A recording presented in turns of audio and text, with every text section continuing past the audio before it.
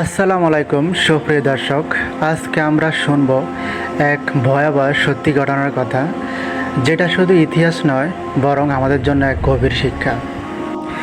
এই গল্পটি একজন মহান নবী হজরত লূত আলাইহিস সালামের জীবনের। চলুন তাহলে শিখে নেই কীভাবে এক জাতির অন্যায় তাদের ধ্বংসের কারণ হয়েছিল।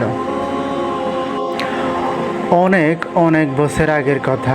এক শহরে বাস করত এক জাতি যাদের নাম ছিল সাদুমবাসী।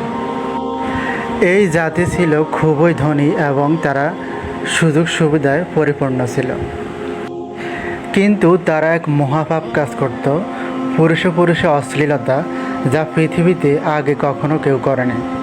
তারা ছিল অত্যন্ত অন্যায়কারী। তারা পথচারীদের কষ্ট দিত এবং অন্যায় করে বেড়াত।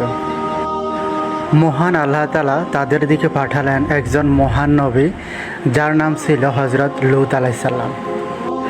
তিনি ছিলেন হজরত ইব্রাহিম আলাইহিস সালামের ভ্রাতা এবং তিনি ছিলেন অত্যন্ত সৎ ও পরহেজগার।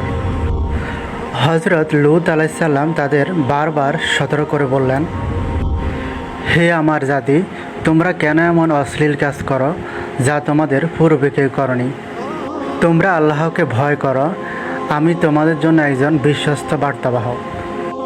কিন্তু সে জাতি তার কথায় কোনো কর্ণপাত করল না, বরং তাকে উপহাস করে বলল, তুমি যদি এতই সৎ হও তাহলে আকাশ থেকে আমাদের ওপর শাস্তি নামিয়ে আনো।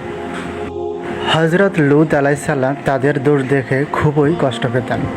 তিনি আল্লাহর কাছে ফরিয়াদ করতেন, আল্লাহ যেন এই জাতিকে খুবই কঠিন শাস্তি দেন এবং তিনি ও তার পরিবারকে যেন রক্ষা করেন।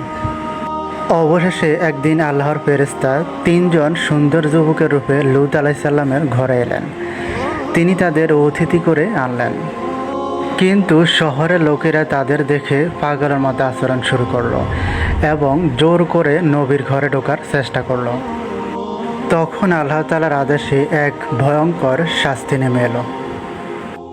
আকাশ থেকে পাথরের বৃষ্টি নামলো, শহর উল্টে দেওয়া হলো এবং পুরো জাতি ধ্বংস হয়ে গেল, শুধু আল্লাহর নবী হজরত লূত আলাইহিস সালাম ও তার ঈমানদার পরিবার ছাড়া। তার স্ত্রী ছিলেন কাফের, তিনিও ধ্বংস হয়ে গেলেন। তো এই গল্প থেকে আমরা শিক্ষা পাই যে অন্যায়কে প্রশ্রয় দিলে শাস্তি অবধারিত। মহান আল্লাহ তাআলা ধৈর্য ধরেন, কিন্তু অবশেষে ন্যায় বিচার করেন।